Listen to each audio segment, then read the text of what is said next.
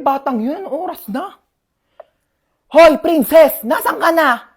Hoy, princess! Nasaan ka na? Ay, mapauwi na po ako naglalakad na. Bata ka, anong oras na? Ano, wala kang plano umuwi? Bata ka, anong oras na? Ano, wala kang plano umuwi? Kaya nga ako bumili ng pasalubong mo. Wait mo ako dyan, ma.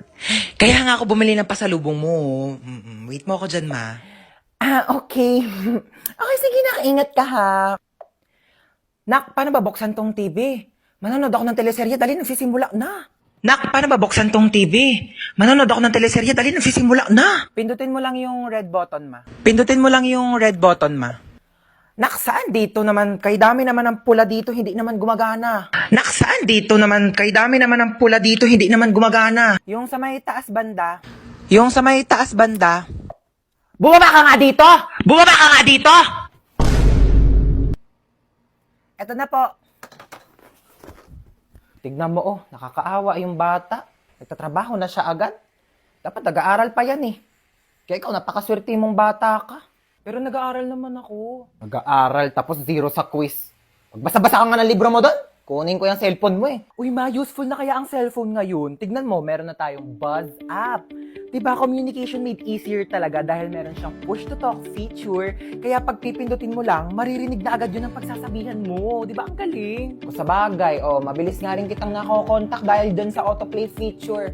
Kaya subukan mong patayin talaga yung autoplay feature. Naku, sa labas ka talaga titira. Hi babe, bubuyog ka ba?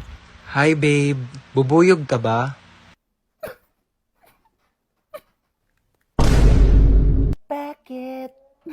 Bakit? Basta, mahal kita.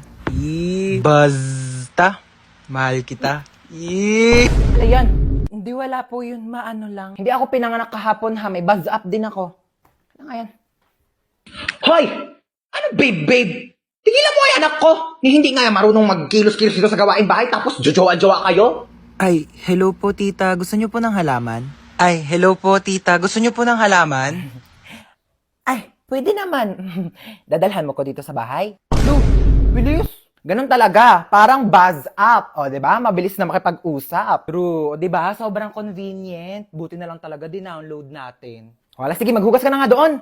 Nang maging convenient naman ang buhay ko. Ibabaz ko pa nga aking mga kumare.